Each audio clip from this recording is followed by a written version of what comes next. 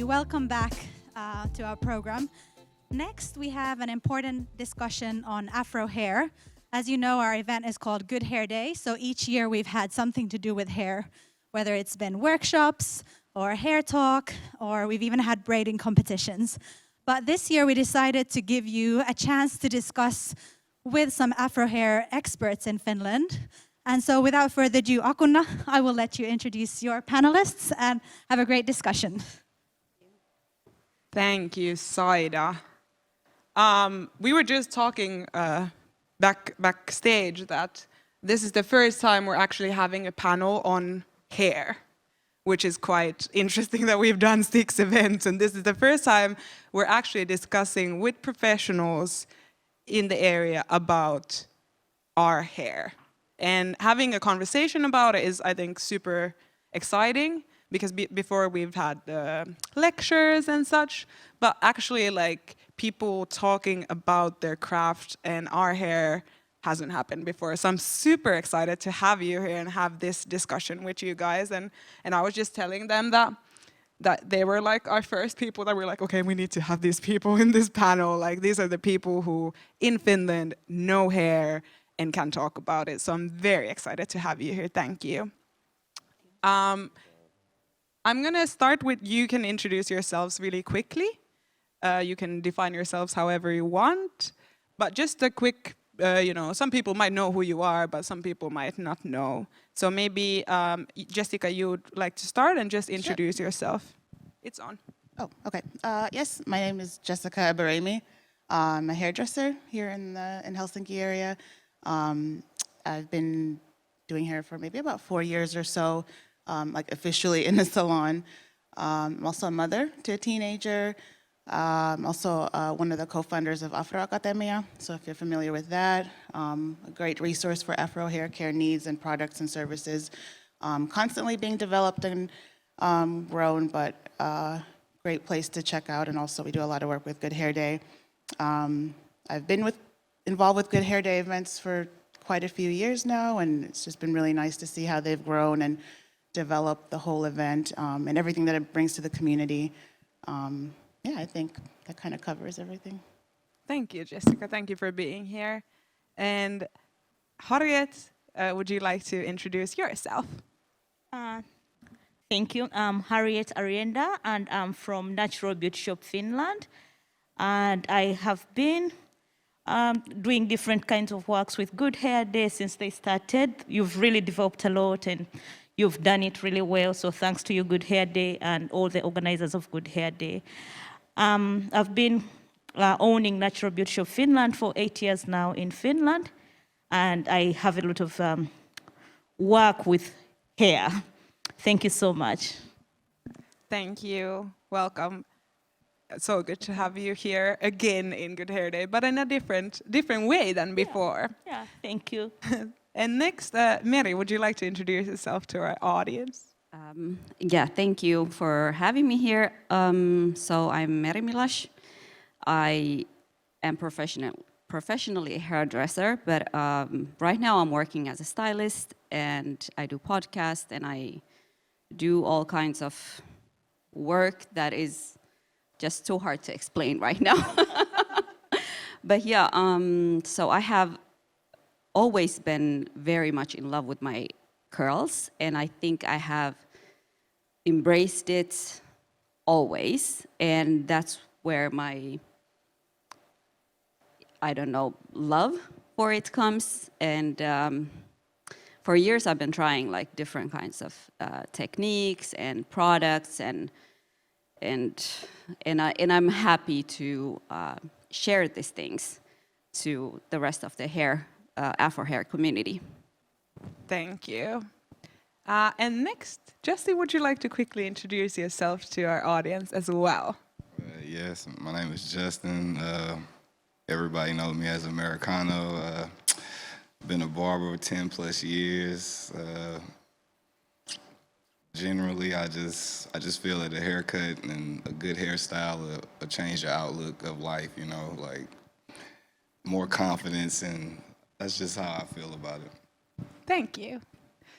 I don't know if you can say it, but like you're like sort of Finnish Afro hair influencers, I feel like, all of you. Like, you're the names where people are like recommending to each other, you know, where to get a barber, where to go cut your Afro. I feel like you guys are people that I recommend and who we think our audience can also learn from. And I think this discussion is about hair, and you a little bit explained like about your sort of background in hair, but like, how did you actually get into hair products or cutting hair or styling it? Was there like a route for you in that way where you started? So for me, I was living in the US and decided to move back here. And initially, my plan was to, I was interested in becoming a distributor and bringing products here. I knew that there were already a limited amount of hair products available to textured and Afro hair care people. And my sister was also living here, and she was just telling me how bad the situation was. And once I arrived here, I realized that it's not that easy. Just after researching it, the EU regulations, and even Finland, just getting products here, and then making sure that those products are also not extremely expensive, because along the way it just adds on charges. And I had to kind of reevaluate that approach. And then I also realized that I can't sell products if I don't know what I'm talking about. So out of respect for the industry as well, and all the other people who've put in the time and effort to learn the craft, I decided I should probably embark on that journey to become a stylist. And I met some really wonderful people, actually through Good Hair Day at Hiustrendi. So Priscilla and Meron really kind of took me under their wing and introduced me to, you know, the hairstyling in Finland. And then I actually went and did the education also for it, and that's kind of where I'm at now. So that was kind of my journey into this profession. And I think I feel good about learning about hair, because it's easy to, you know, anyone can read the bottles and say, oh, this says it does this and do this and put this. But like when you actually understand hair and not just hair, like the theory of it, but working with hair and different kinds of hair and learning about other people's struggles, it's so much more than just the product and the technique. So It's like a super interesting thing to explore, because it's so much. There's so much to exactly. learn. Especially here, yeah. Exactly. What about you, Harriet? How could you say it? Can you repeat the question again, please? Yes. Yeah. So what's your background into hair? Like, what was your journey into this area of As I told earlier, I make and sell hair products for Afro hair, curly hair. So my background is that I've been making these products for 8 years in Finland, and altogether maybe for about 20 years in my home country. I'm originally from Uganda. So my background is I provide the product you need for your hair. That's my background, as simple as that. Yeah. like you actually do provide the product for my hair? At Thank least. you. Thank you. Thank you. And I think that's like, it's super nice to have you all sort of from different, you know, viewpoints for this hair discussion. Like, we have the products, we have the styling, we have the cutting, we have all parts of it, because all of these sort of make a really big, like we all know that it's gonna make every single tiny bit, like the cut, as well as the moisturization, as well as the styling, they all make a difference. So it's really nice to have sort of different backgrounds. What about you, Meri? Well, my kind of, the way I found myself like experimenting with this was because I was frustrated. When we moved to Finland, all I knew how to do my hair was just braid it, because it was the easiest way to like maintain it. And at some point I remember like looking at pictures of like these models and whatever, and I was like, why does my hair look like that? And I tried so many things, and at some point I realized that there were no products, there was nobody to tell me like what to do with my hair, and absolutely not even anybody to look up to like here and ask them the questions. So because I have been always, like, I really love to express myself through my hair. Like, everybody who has ever seen my Instagram knows that my hair is it has been so many things, but the one thing that I have never wanted, like I can style it straight sometimes, but I never wanted straight hair. I just wanted like this big, crazy afro that was like well maintained. So through many mistakes, I found like I found like the channels and everything that I really should have been following, and I found the products. And at some point, I had like this, like every 6 months, I ordered like new hair products to test out, so that I can tell my friends with curly hair like what works, and I think I'm still on that same journey. Like now, I just know what to do, and thank God I have learned so many things that I can share the knowledge with other people. And like I think all of us have made like some major mistakes, but luckily we can talk about it and like teach the children even like to do better than what we did. Exactly, so that they don't have to blonde their hair while they have the relaxer and this and that. Yeah. You know, they don't have to do the same trial and error that everyone has already done. Yeah, and even like having the discussion of you can have your natural hair and embrace it and love it, and you can have the choices. And it's not, for example, for a really long time, I think relaxing was like the only acceptable way of having your natural hair out. And now we're in this point where we see everybody like with their crazy afros and all different kinds of hair textures. And we, here in Finland, we are like learning to embrace it and not hate it as society has always told us to. Exactly, and I think it was super nice in the previous panel. Fatima was talking about like straightening her hair, talking about like, yeah, it's super nice because we can also make it straight. But then, like, do you do it because there's only one acceptable thing, or do you do it out of love and like, oh, I like this? There's a difference, I think, in that, and that's also, I feel like, for Good Hair Day, such a big part of it is like, okay, we appreciate all of the different hairs that we all can have. Is it short? Is it braided? Is it, a bald?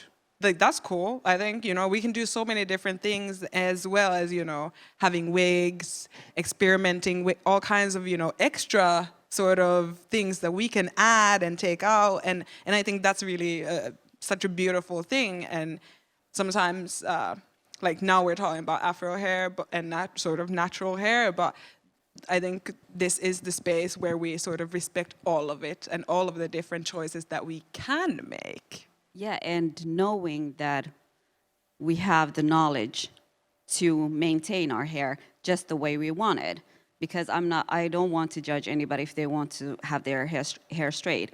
As long as you know, like, you're using the right products and you're going to like a proper hairdresser, like they know how to take care of your hair. Because let's face it, we have all gone to hairdressers and you just want to trim your hair and they just cut it curly and then you're left with something that is not okay. Exactly. Thanks. I think that this is also like an interesting part of how we all get there to actually work with different hair things, because it can be different for all of us. What about you, Justin? You said you've been cutting hair for 17 plus years, so it's been a while. Yeah. Well, I started cutting hair because I grew up in a predominantly black neighborhood from Houston, Texas, and we just wanted to be fly. So it all came about necessity and not having enough money to go to the barbershop every week. And so, little by little, you mess up a lot before you get good, But eventually, through repetition, you start getting good and people start requesting you, and then you start feeling better about yourself. And then it becomes more of a, like when I cut your hair because I want it to look nice. Like, I tell people all the time, when you're in my chair, this is my head right now. Like just relax, let me do my job, you know? But pretty much out of necessity and lack of money, became a barber. And I like the freedom of being a barber, of not having to answer to nobody. I can wear what I want. I can come when I want, make my own schedule. I like the freedom mostly. Thanks. And I think, like, sort of, we've all talked about how important it is to look fly or feel good, or you know, sort of, I feel like all of you have the magic in you to make people actually feel good about themselves. And that's something that hair can make us feel. And I think that's why it's so extraordinary that we have these amazing hairs, because then, you know, you go to the hairdresser or you go get those right products, or you find from a recommendation like, okay, this works for me, and you look amazing, you feel amazing. And I think that's really the beauty of this hair, these crowns. I'm gonna say it. I'm gonna say it. I call them crowns because they are.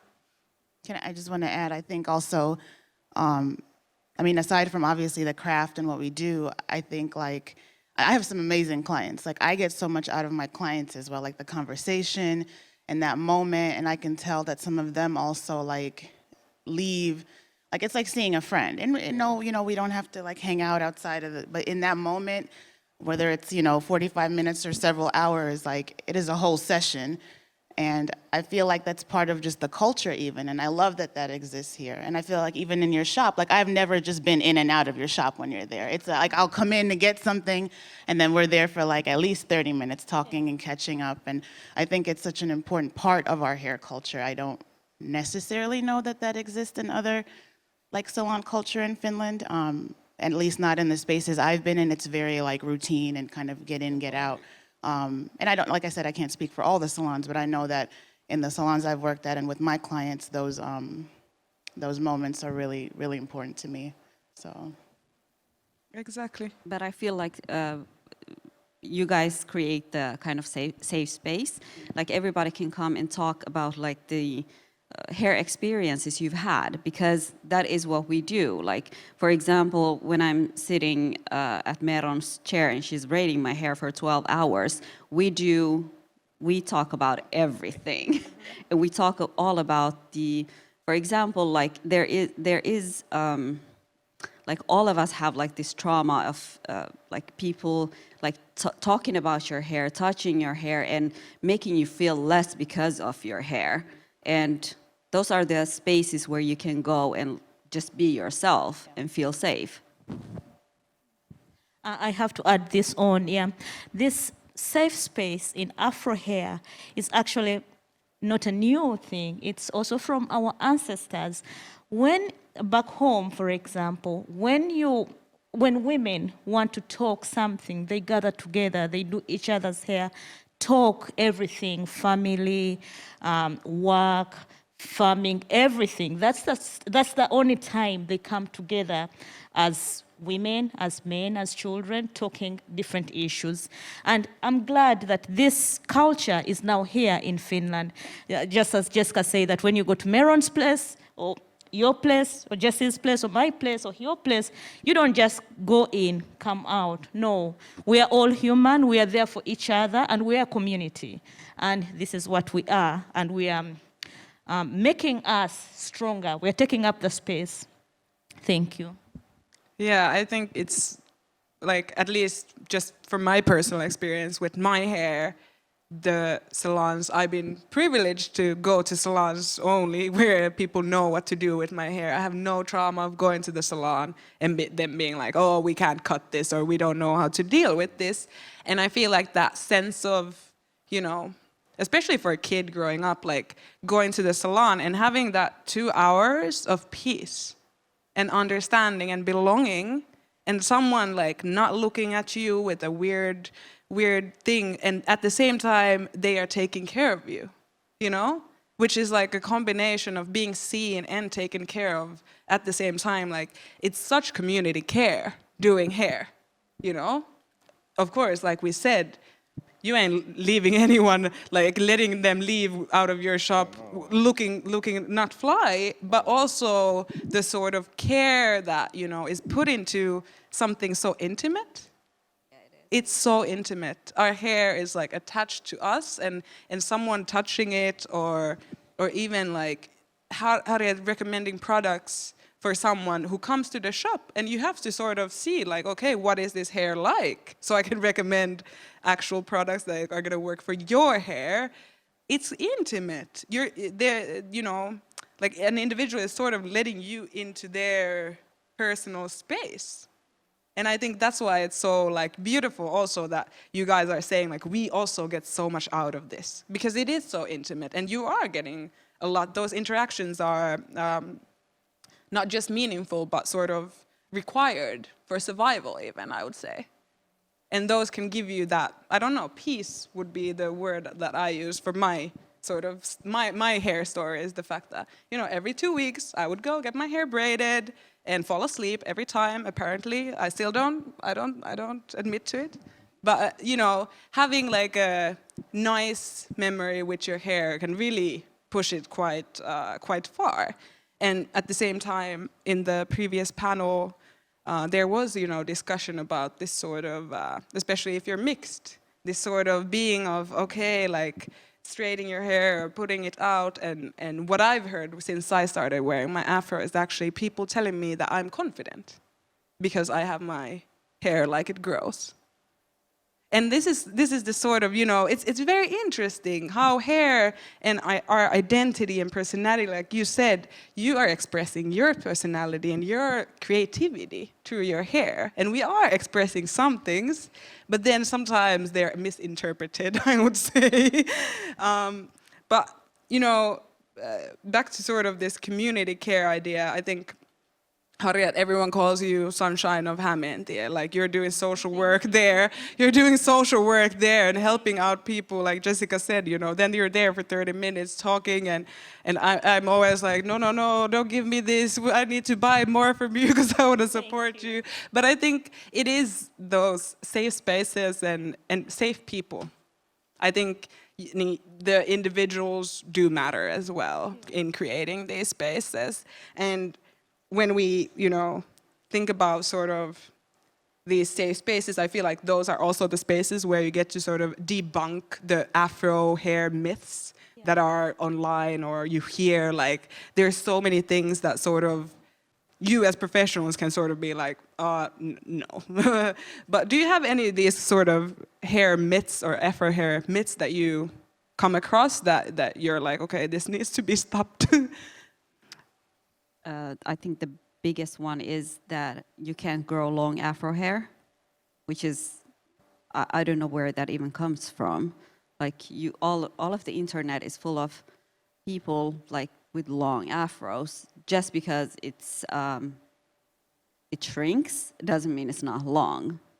And I don't know, there is this kind of idea of like Afro hair is not long. I don't know where that comes from. I think it's really funny. Yeah, the sort of shrinkage affecting your hair, and then people being like... Yeah, and they don't see it as like being long hair because they don't perceive it the same way as like straight hair. Because sometimes when you straighten your hair and people are like, oh my God, your hair is long. It's like, yeah, I didn't add anything to it. It's just curly.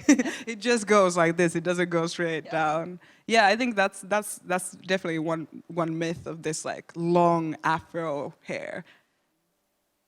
And I think like the obsession that goes with it too, like this need to have long hair, like, but why? I mean, I understand if you want to have long hair, but then like, what is the goal? Like, when is it long enough that you feel complete, you know? Or why does it need to be? And I think that's something I maybe miss from the US, seeing all kinds of hairstyles, like fades on women, or like, you know, waves, all kinds of things, and them embracing it at every length, because it doesn't, you can have hair up to here, but if I can see through it, like that's not the look, you know? So I think there needs to be a balance between like the realistic expectations, how are you maintaining that hair, why are you obsessing over the long hair? Like I remember I don't know if people still do that a lot, but the whole length check thing. Like, I get it. You want to stretch and see, but then there's like T-shirts made with measuring tapes on the backs and all this stuff, and I'm like, for why? Like, what's the point? Or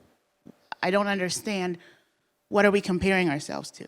Yeah, I remember that T-shirt, and I remember thinking, like, is it like for Instagram, or is it like to show like other people? Like, I completely understand your point. The thing is, I want to support if people want to grow their hair, but the idea is like maintaining like Afro hair is a full-time job. Let's face it. Yes. Especially if you want to grow it long, you have to have the knowledge of how to take care of it. So just like having the see-through long hair, I don't think it's worth it. And the thing is, and I'm really happy to see that nowadays there have been so many more embraces of like short hair for Black women, because I remember when I had my short hair and I loved it, but I remember also like getting these comments of like, is this like what you want? And I'm like, yeah, that's what I want. Like, not everybody desires the long hair, but if you do, and I don't know why people think that you can't grow like long hair. You can, but obviously you just have to have like the knowledge to do it. Yeah. Yeah, and I think the sort of one myth that I sort of come across all the time is this like idea that or people ask for advice from me, for example, on hair that isn't like mine. So I'm like, I don't know. Like, this is a whole different, like, I've tried for 27 years to find these products and how to actually work with this particular hair, because all of ours is different. And I think also like having this sort of, this is good for 3B hair idea of like, but what is 3B hair and how many, like if I look at 3B hair, there's like 1,500 different curls in that range. And they might be all like different actual sort of texture in itself. And I can see all of you nodding and sort of, we're gonna debunk this curl pattern thing right here, right now, and throw it in the bin, because I think that's also confusing, because then when you sort of are trying to find out what works for me, how can I maintain my natural hair and healthily, or make it healthy in that way, it is trial and error. Even if someone did the trial and error before you, then you have to test it on your head and see, okay, does this actually work? Can I can have very similar hair to someone else and still very different results with the same routine. And I don't know, I can imagine that you have faced this curl pattern thing in your work. Yeah. Actually, this is a very interesting and very broad question, but there are so many myths on the internet, and many people take them as their guidelines to hair, to life of hair. But the biggest one is categorizing of hairs, 1A, 1B to 4C. This is really something maybe companies that make products have come up with for them to make it easier to sell, because then they pay someone and tries products and say, you know, my hair is 4C, so this. But when you actually look hair by hair, we are so different. Very different. Even you may find twins with completely different hair. One may be very fine hair and one is very strong and maybe thicker than the other one. But what I like to say is don't take this numbering of hairs as your Bible or as your directory to life. What I like to tell people, it's our hair is just like your skin. Your skin is a cell, so is hair. When you take good care of it, it's very easy to manage. And when you use the right products and you also take care of yourself as a person, then your hair is going to be very easy to manage and you get the definition you want and moisturization you want. But if you're not taking care of yourself, the inside of you, you're not drinking enough water, your hair is going to be dry. However much you have great products, great stylist, great everything, it's not going to last because you're not taking good care of yourself. But back to this number of Afro hair, 1A to 4C, I think that shouldn't be our guideline, but rather our ancestors. For example, we have people who are Bantu, who are Luo, who are Nilotics, and if you look at them, their hairs are very different. So who were our ancestors? Were your ancestors farmers? Were they pastoralists? Were they hunters?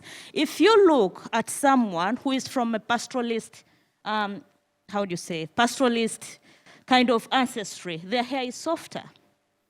It doesn't matter whether they're from Somalia, whether they're from Kenya, they're from Rwanda, their hair is a little bit softer.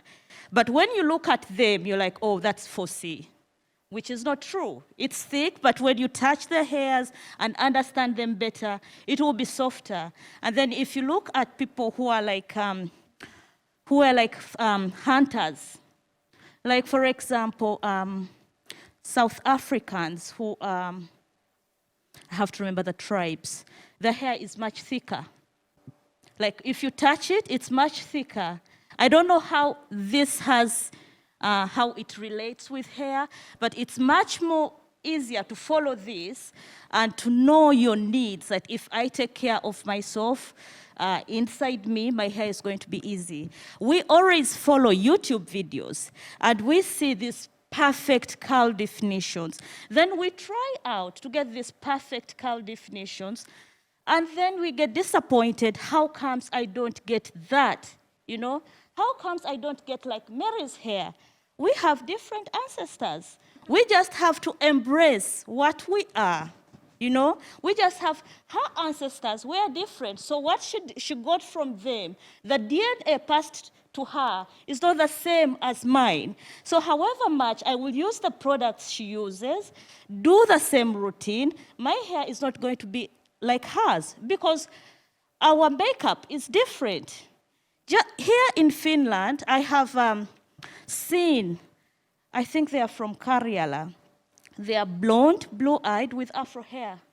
A very big population of Finnish people, blonde, blue-eyed, pale skin, Afro hair. So I think their ancestors were different too. Yeah? Also here in Finland, doesn't mean that everyone who is Finnish has baby, fine, soft hair. No. Actually, our products, like for us at Natural Beauty Shop Finland, they are for a wide range of people. As long as you understand yourself, the internet is there, we get ideas from there, but let's not be disappointed because we are not getting the look that this YouTube video person is giving us. No, we only have to embrace, and these companies are only giving us tools. We give people tools to enhance that already beautiful hair you have and already beautiful skin you have and you're taking care of. Thank you. I think that was really beautifully said, and I will take away this idea of sort of our ancestry coming true in our hair, and in our hair, the curl pattern sort of, you know, being a part of it. That's really beautiful, I think also, and in the same way sort of makes you appreciate it more, because you're like, okay. It's, you know, I'm carrying this pattern from somewhere else. Exactly. Yeah, exactly. For example, you can find someone, she's half Finnish, half maybe, say, Ugandan.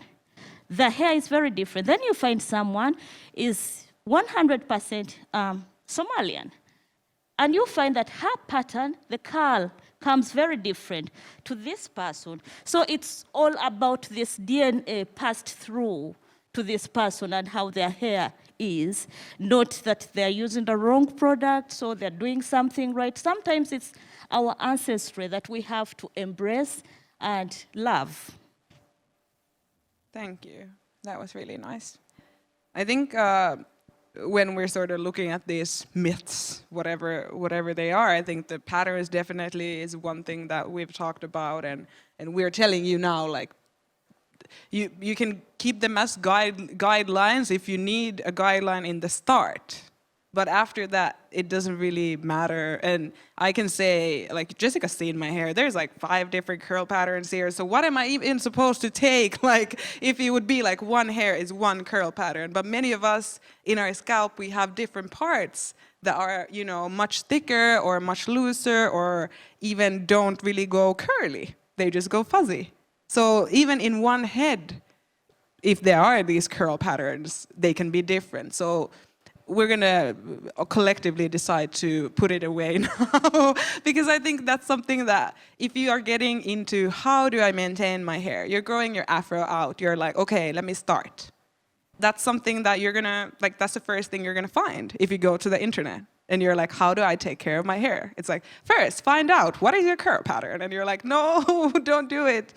And I think just like if we think of something like moisture, it's a much easier advice to give to everyone with afro hair than look into your curl pattern, because every kind of afro curl needs moisture. And I think that's something that sort of, the idea of our hair being dry is also something that is a myth, you know, like that our hair is just dry as it is. Even though like these curls, there's oil in these curls, it's going, but it's just slow. It doesn't go down the way it would go, you know, a straight hair. So it's not that our hair is just dry, but it's just like, it's just curly, literally. And I think for everyone starting their own hair journey, rather than pattern, what is your like pattern, you just need to find what your hair needs. You just need to go and try out some things, and you just have to find what your hair needs, because something that works for me doesn't work for everybody. But usually, I think collectively I can say that if we give advice, it's something that can work for anybody. Just like how to maintain the moisture, or just like trying out different things and finding out your hair. Yeah, I could add on this. If we look at hair, just the same way we look at plants, different plants have different water needs. You're not going to water a cactus plant the same way you water a rose flower. Different plants need, they have different kind of requirements for water. So is our hair. Our hair needs different things or different moisturization. So what we need is to understand our hairs. We as the hair owners or the hair wearers, because no one knows your hair better than you yourself. So if we took a little bit more time to understand our hair, how does my hair behave? If, for example, I've hydrated myself better, I have eaten healthy, I have lived a healthy life, how does my hair behave? We need to go back to the basics. We need to go back to appreciate us as a whole, including our hair. You're not going to wear makeup, wear nice perfumes, wear nice clothes when you're not taking care of your hair. By taking care of your hair, it's not styling it, braiding it, no. I mean the nutrients. Your hair needs some nutrients, just as your body needs nutrients. As I said, it's a cell, a human cell, that grows, that has needs. So we need to offer these needs to our hair. Let's drink, let's be healthy, do everything in a healthier way, and hair will thrive. Thank you. I think it's really important to also understand, kind of, maybe not too much in detail, but just kind of like the anatomy of hair. If you really are going to go on this journey to find, you know, the ultimate products that work for you, and just kind of understanding what curly hair is at its, like, you know, smallest detail, And then also understanding the limitations of your hair. And I say this in terms of like, you know, you using a product to try to achieve a goal. If your hair just cannot do that, then you're just going to be frustrated with expectations of getting something that is not possible. But on the same note, I will say as a hairstylist, like anything is possible, but how much work are you willing to put into it?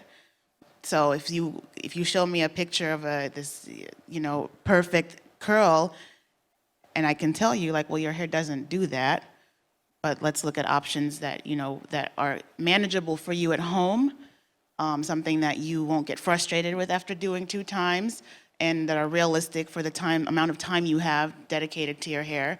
That's one thing, but if you're going to insist, then, you know, we can work some sorcery and, you know, do these things, but that's not realistic. And then, you know, after a month or so, you'll be like, this is ridiculous. I can't maintain this, or it's breaking off, or all these other things. So I think, you know, first understanding how much time are you willing to dedicate? What's realistic for you in your day-to-day life? And then also, you know, lost my whole train of thought there. But yes, yeah. I think limitations are important. Yeah, and I think it's like also those limitations are to that particular hair. Exactly. You know, and that's what we have to understand if we're talking about our own head. And I think like when we're talking about the journeys, I think sometimes men have even like more imaginative journeys with their hair than women, which that's what I've seen. I don't know, Justin, what do you see in the barber shop? Well, for one thing, men are totally lost when it comes to anything about upkeep. Anything beyond lotion and deodorant, we're lost, all right? So, like, the biggest thing that I have a problem with is that men think they don't have to wash their hair every other day or every day. I don't know where that came from. Like you sweat every day. You have dead cells in your head. Like, it's okay that your style is not going to look like you just left the barbershop, but to keep a healthy hair, you need to wash your hair. You gotta, what's the word they use? Cream or grease or some kind of moisturizer, something. Conditioner.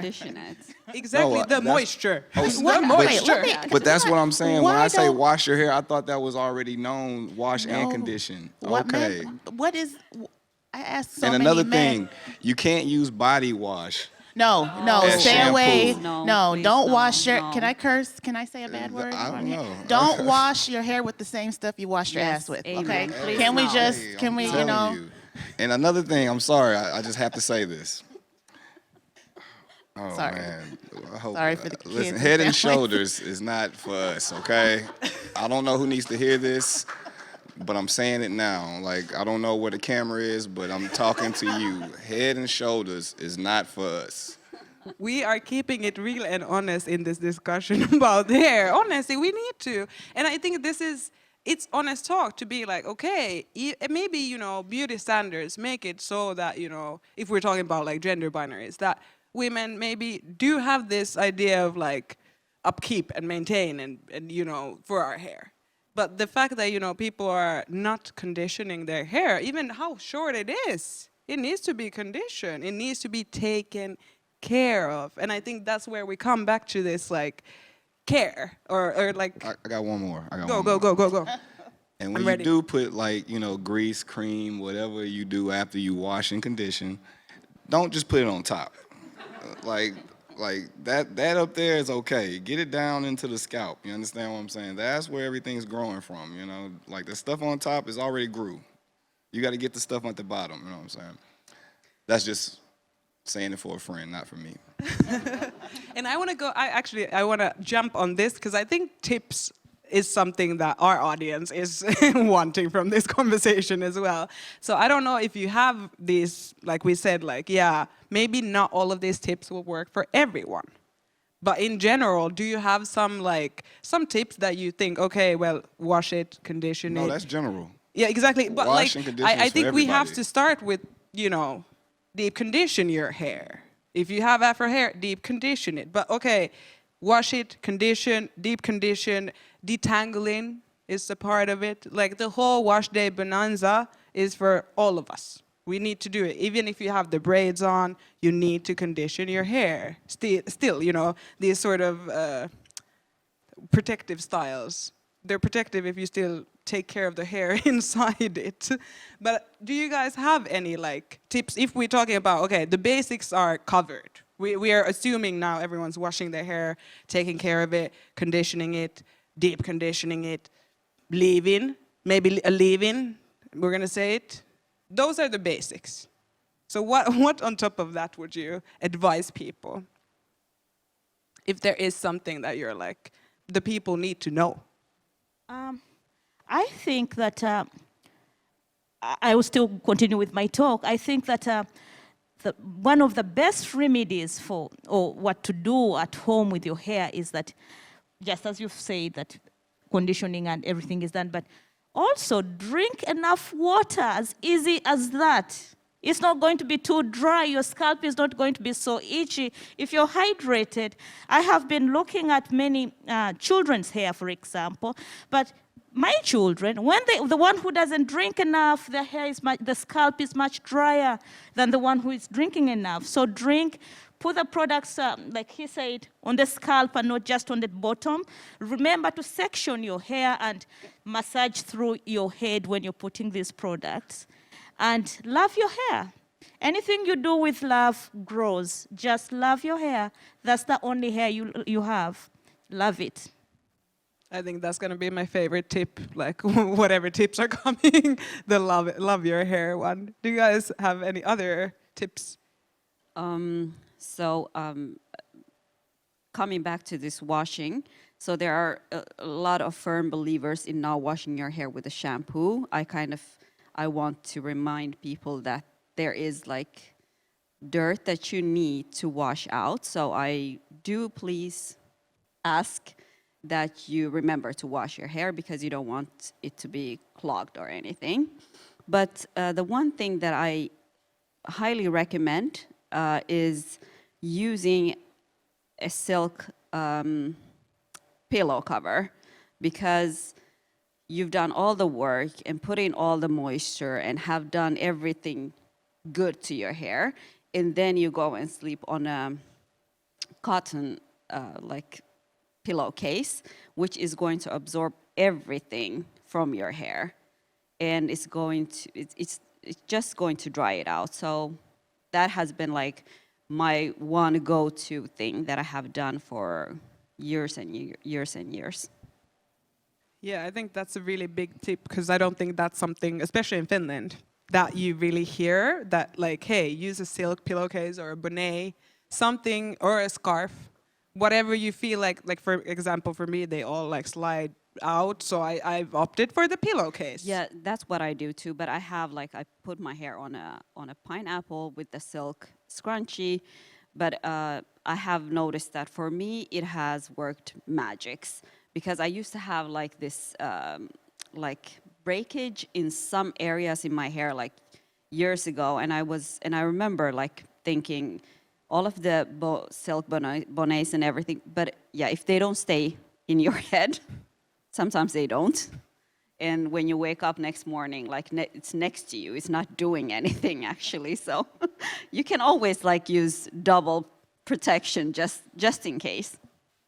Yeah, exactly. But these options of like something to wrap or not have the cotton, especially when you sleep and you're like, and I think this is a really good tip for kids as well, because people have a lot of problems with their kids' hair that they're like, oh, it tangles so easy when they sleep.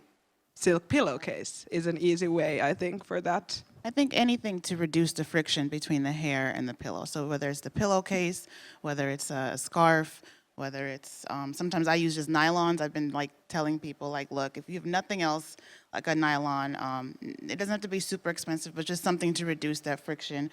Do-rags are a big thing now here, you know, whether it's for waves or just, you know, but I think if you have a style that can fit in there, then use it. And the other thing is just, I think some people maybe try these things and then they're not used to sleeping with something.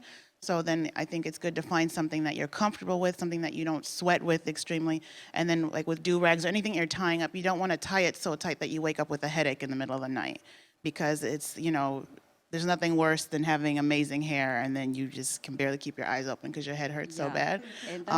And that's why I try to tell people, like, just try like the scarves or like something you can tie loosely. But if it doesn't stay in your hair, just use the Yeah. pillowcase. Yeah. Like, it's something that you can for sure know Yeah. that it's there. Yeah. I have also to add on that comfort is very important in sleeping, in your hair journey. You have to be comfortable with whatever you're doing. If you want to, do you feel comfortable sleeping in a bonnet or not? You as a hair wearer, the hair owner, you have to be comfortable, because if you lose sleep because of your Afro hair, it's not worthy it then. You have to be comfortable with with whatever you're doing, or sleeping on a silk pillowcase, or sleeping on with a bonnet on. You have to be comfortable and you have to like it, you as a person. You are the expert in this. It's your hair. Decide for you, listen to it, and do something that makes you comfortable as a person. I think that's a really good tip as well. Like, even in general, like trying different styles, whatever we do with our hair, taking care of it, doing it in a way that is comfortable to you is important. Any other tips that come to mind that you want to share still before we have to go? I would say that a little bit trimming your hair, just not much, but a little bit, helps a lot with your hair. It gets bouncier, healthier looking, but also manageable. You don't have to trim the whole thing. There are many. You can go to hairdressers. There's Jess, there's Meron, there's Prista. There are many hairdressers. You can go to a hairdresser to do it for you, or you can do it yourself. So just a little bit trimming helps a lot with, and also maybe. Well, you said everything I want to add on. Yeah, just a little bit trim. Yeah, the trim is actually really important, because even if you're growing your hair out or you have, length goals, you won't achieve them if you hold on to every last dead strand. Once your hair starts breaking at the ends, if your hair is breaking faster than it's growing, your hair is just going to get shorter and shorter. And that's just, math. So I think, going to a hairdresser that you feel comfortable with, and make sure you can communicate with them and they're listening to you. They understand your hair goals, and then you can come up with the plan. But getting those regular trims and getting rid of those split ends, and just having someone else check in on you, like pamper yourself. It shouldn't just be work to go. Like, you should feel, once you find a hairdresser you feel good about, you can go and sit in that chair and relax and trust that they're going to do the best for your hair and your hair needs. Find a good hairdresser and get to know your own hair. And remember to also have fun with it. Like, you can enjoy it. You can wear it as a crown. Like, just enjoy it. Like, have fun with it, because I think too many times, because of like you have to do these things and you have to maintain, and people forget, like, it's supposed to be fun also. But that's, like, I know that people are looking at me like, what? I know, but I have had the most fun with my hair, and I have enjoyed every second of it. I feel like sometimes I say that our hair is like magic, because it does go, like, no gravity can touch it. It's like a natural insulation system for our brain in the summer. You know what I mean? Nobody else has this insulation system installed naturally for them. Like, you walk around and the sun is hitting you, your head is cool, breezy. In the wintertime, it's warm. Our hair protects our brain more than maybe some other hair does. And I think that's a really beautiful thing to also look at it as, like, okay, our hair is also like protecting our brains and our heads. And it is a protection system. That's why it's there. It's not there for nothing. There's an actual, reason why we have these hairs. But then we get to take it, have fun, and, like, play with this magic that we can play with. And I think that's where also, you come into place, where ain't nobody leaving your shop who doesn't fly, Like, that fun of, like, looking good, feeling good, and sort of embracing the thing that there is and having fun with it. I think that's that's it for me at least, and I hope that it's like that for many other people who have Afro hair. And to end, I think I'm super thankful that you came. This was a really fruitful discussion for me, and I feel like it's just the start of a conversation, you know? Like, it'll be really great to continuously have this conversation with professionals, because I think that's where also then regular hair wearers or owners can get their info. It doesn't need to be that we've all gathered all this info and then we don't share it. So I'm really, really thankful that you came here today, and I'm happy that we get to discuss hair. But my last question is, and whoever wants to answer can answer, like, what do you hope for Afro hair? I can answer this. Yes. I hope that Afro hair is more appreciated, it's more loved, it's more fun, and it's more everywhere. As the thing is that straight hair gene is disappearing, so we're getting more. That's the truth. So love it. I hope that we are going to love our afros better, our curly hair better, and wear them. Many people don't wear their hair out, you know. It's somewhere else. Wear it. Love your hair before it leaves. You know, you only have that. Soon it's not there. So love it. Enjoy it and have fun with it, like you said. Yeah. I think that's where we're going to end, because I love the thing that you said, Harriet. Thank you so much, everyone. Thank you. Thank you. Thank you for having us. And thank you to Good Hair Day team, the current and previous one, for making this possible. Without Good Hair Day, we wouldn't be here to discuss Afro hair. You've made us important. Thank you. Thank you. Thank you.